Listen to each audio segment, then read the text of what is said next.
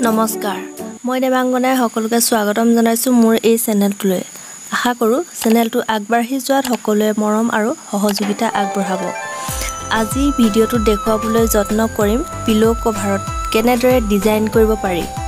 hand embroidery অতি সহজে ঘৰতেই বনাব পাৰিব ধুনিয়া ধুনিয়া পিলো কভাৰ আৰু তাত কেনেদৰে ডিজাইন দিব আৰু কিহৰ সহায়ত এমব্ৰয়ডাৰী কৰিব জানিবলৈ চাই থাকক ভিডিওটো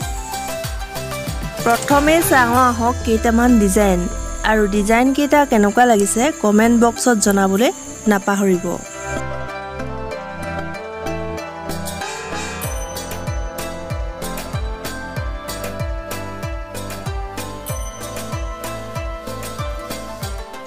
এনেদৰে বিভিন্ন ধৰণৰ পিকচাৰ কাপোৰত আঁকি ল'ব পাৰে আৰু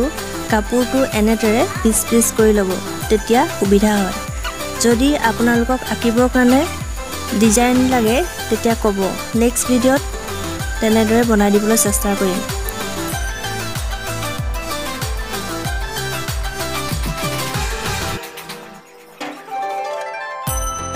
ফুলৰ কালাৰ কম্বিনেশ্যনটো কেনেকুৱা হৈছে জনাবচোন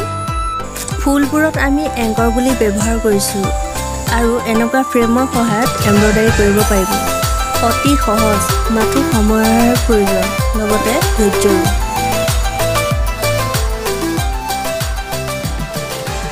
এতিয়া আপোনালোকে বিচাৰে এটা পাৰফেক্ট গাৰু কভাৰ এমব্ৰয়ডাৰী কৰি লগতে সিলাই কৰি দেখুৱাবলৈ যত্ন কৰিম